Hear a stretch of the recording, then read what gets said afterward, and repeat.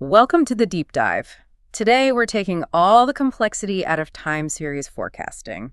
We're going to hand you the essential quantitative toolkit. Our mission here is really to give you the shortcut when you look at a time series, and that's just a sequence of measurements. Right, like daily inventory, quarterly revenue, stock prices, anything like that. Exactly.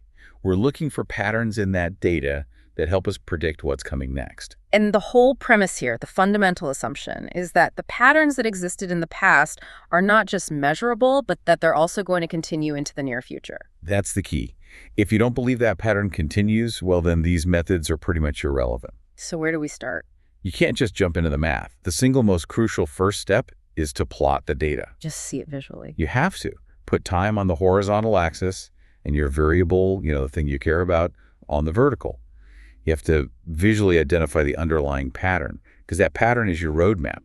It dictates which forecasting method you should even bother with. Okay, so let's unpack that visual roadmap. What are the main signals, the main patterns we're trained to look for in that plot? Well, we look for about 5 main structures. The simplest is horizontal. That's where the data just kind of fluctuates around a constant average. Think of stable daily grocery sales. Okay, flat. Then you've got trend, which is a clear long-term drift, either going up or down. Third is seasonal, and that's a repeating short-term cycle, like those predictable holiday spikes every single quarter. And then, of course, you get the combo platter. Precisely. You get trend and seasonal combined. So your sales are generally increasing, and you still see that predictable spike every December. Okay, and the last one? The last one is the toughest one. Cyclical. These are multi-year patterns, often tied to macroeconomic business cycles, and they are notoriously hard to pin down. All right, let's start with validation, because if we're going to use math to predict the future, we have to quantify how wrong we were about the past. So let's define forecast error. The forecast error it's actually beautifully simple. It's just the actual observed value minus the forecast you made. So a positive error means what? A positive error means your method was too conservative. It underestimated the actual result. A negative error, on the other hand, means you overestimated it. Okay, so the natural instinct might be to just average all those errors together, the mean error. But if I get a -5 error today and a +5 error tomorrow, my average error is 0. It looks like I was perfect. Exactly. The positive and negative errors cancel each other out, which makes mean error basically useless for measuring accuracy. So how do we prevent the math from lying to us? We need metrics that deal with the magnitude of the mistake, regardless of the direction, and that's why we move to mean absolute error, or MAE, and mean squared error, MSE. And squaring the errors in MSE, that's important because it really penalizes the big mistakes, right? It disproportionately penalizes those really large, embarrassing mistakes. Yes. But here's the really interesting part. For anyone managing, say, multiple business units, what if I'm forecasting global sales in the hundreds of millions and at the same time forecasting inventory count in the dozens? How do I compare the quality of those forecasts? You can't, not with MAE or MSE. The scale is completely different. Right. And that's where the mean absolute percentage error, or MAPE, is indispensable. Because it's by percentage. It's all about the percentage. We stop caring about the raw units or the dollars of the mistake, and we only look at the error as a percentage of the actual value. If you have an MAPE of 8%, on average, your forecasts are off by 8%. And that's true whether you're talking about gallons of gasoline or yearly corporate revenue. Exactly. It allows for a meaningful comparison across totally different data sets. Speaking of gasoline, let's use that 12 weeks of sales data from our sources. Let's look at almost laughably simple methods we can use to set a baseline. First up is the naive forecasting method. The naive method assumes absolute continuity. So whatever happened yesterday, that's our prediction for today. It's simple, but it's a necessary baseline. Okay. And the other simple method? The historical data average. It just takes the average of all the historical data you have up to that point and uses that as the forecast for the next period. And when we put them side by side with the gasoline data, the difference was? Well, it was immediate. Oh, it's clear. The historical data average performs significantly better across every single measure of error. For MAPE, the percentage error, the historical average, basically cut the error in half compared to the naive method. So what does that tell you about the data itself? Why is that comparison so valuable? It tells you the time series is likely stationary. When data fluctuates pretty consistently around a constant mean, It's not trending up or down. Averaging is usually your best bet. So if your series is stationary, you should use the historical average as your starting point, not the naive method. Absolutely. We've established the simple average works better for a stationary series. But those data points are still fluctuating. There's still noise. Can we do better than just using the historical mean? And that's where smoothing comes in. Precisely.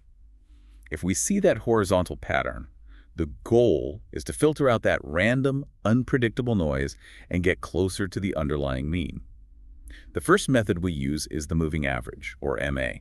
The moving average takes the average of only the most recent K data values. So every observation in that little window gets equal weight. But for you, the listener, the critical decision is choosing K, the window size. That's a huge trade-off, isn't it? It is the essential trade-off in forecasting. Imagine you're managing inventory and there was a sudden supply shock last week. Okay. A smaller case, say, a 3-week moving average will track that sudden shift very quickly. It makes your forecast agile. But if you're a CEO presenting quarterly results, you might prefer a larger K, maybe a 10-week average, because it gives you a much smoother, more stable prediction. Even though it's slower to react to new information. Exactly. The selection of CAC depends entirely on the purpose of your forecast. And we saw in the sources that even a small moving average, like the 3-week MA on the gasoline data, it significantly outperformed that basic naive forecast. So smoothing definitely helps. It does.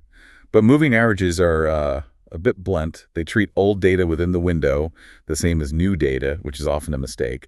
That's why we transition to methods like weighted moving averages. Where recent data gets more weight. And then to the gold standard for horizontal data, which is exponential smoothing, or ES. Exponential smoothing sounds intimidating, but conceptually, it's really elegant. It truly is. It's a weighted average of all past observations, but the weight assigned to data decreases exponentially as the data gets older. And the brilliant part is you don't need to store all the data. Right. You only need 2 things. Just 2 things. The most recent actual observation and the forecast you made for the previous period. It's incredibly efficient. And you just have to select a single smoothing constant, alpha, somewhere between 0 and 1. Right. And alpha controls how fast the model reacts. A high alpha puts a lot of weight on the newest observation, making the model very responsive. A low alpha maintains stability, preferring the long-term history. And how do you pick the best alpha? It's quantitative. We test different values on the historical data, and we pick the one that minimizes our error metrics, like the MSE. We saw that with the gasoline data. Trying 2 different alphas showed that one value produced a slightly better result, reducing the mean squared error just enough to be the preferred model.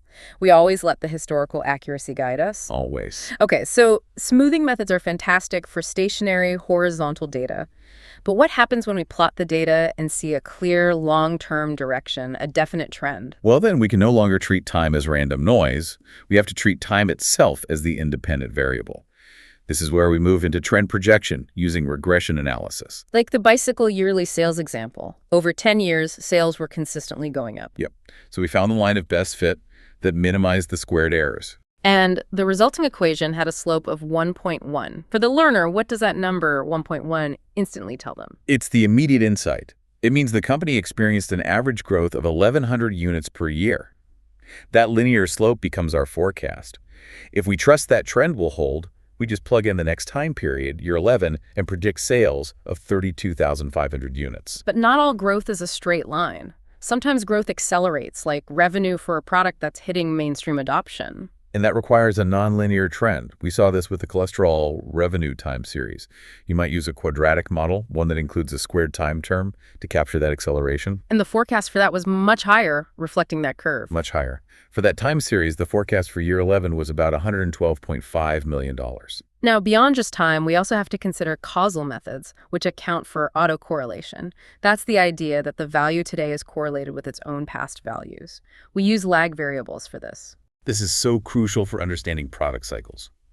We looked at the global Apple iPhone quarterly sales. Regression analysis quickly showed that sales from 4 quarters ago, lag 4, was the single most significant predictor of current sales. So why lag 4? What's the business context there? It's where the business context and the math just click perfectly.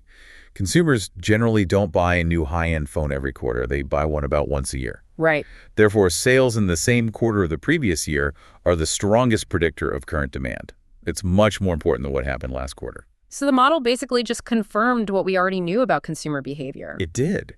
The reduced model reflected that dominance, showing that the prior year's sales determined the vast majority of the current sales forecast. That brings us perfectly to the next level of complexity, dealing with seasonality. And this isn't just about winter, spring, summer, fall. No, is any repeating pattern of highs and lows over short successive periods, daily, weekly, or quarterly. So what if a time series has that clean seasonality but without a long-term trend? You can model it very efficiently using regression with dummy variables. For 4 quarters, you'd need 3 dummy variables, using Q4 as your reference point. We saw this with the umbrella quarterly sales. The regression just gave us fixed average forecasts for each quarter. And it confirmed that Q2 was consistently the highest sales period and Q4 was the lowest, reflecting that established intrinsic demand pattern. Now for the ultimate challenge. When you have both trend and deseasonality present, this requires time series decomposition. And the motivation for this is paramount. Think about electricity consumption. If the raw data shows consumption drops 3% from August to September, should an analyst panic and think the economy is declining? Of course not. Absolutely not. That 3% drop is almost certainly the seasonal effect of air conditioning turning off in the Northern Hemisphere. So before we can analyze the true long-term trend, we have to deseasonalize the data. You have to iron out the seasonal wrinkles. Exactly. You have to iron out the wrinkles so you can see the true underlying fabric of the long-term trend. And when do we use the multiplicative decomposition model, where the factors are multiplied together versus an additive one? The multiplicative model, which is doubly dollar trend times seasonal times irregular, is most appropriate in business contexts where the seasonal fluctuations are expected to grow larger as the overall sales volume increases. Meaning a 10% seasonal spike means more actual dollars when revenue is $100 million than when it's only $1 million. You got it. So walk us through the decomposition process conceptually. Let's take it step by step. Okay, step 1. We calculate a centered moving average, a 4-quarter CMA, for quarterly data. This smooths out the short-term seasonality and noise, leaving us with a pure estimate of the underlying trend. Okay, so that gives us the trend. Step 2. We divide the actual sales data by that moving average trend estimate. This gives us the combined seasonal irregular value. And the beauty of that is once you have those seasonal irregular values, you can just average them for each specific quarter, all the Q1s together, all the Q2s, to get the reliable seasonal index. Correct. For the smartphone quarterly sales data, the seasonal indexes immediately told the story.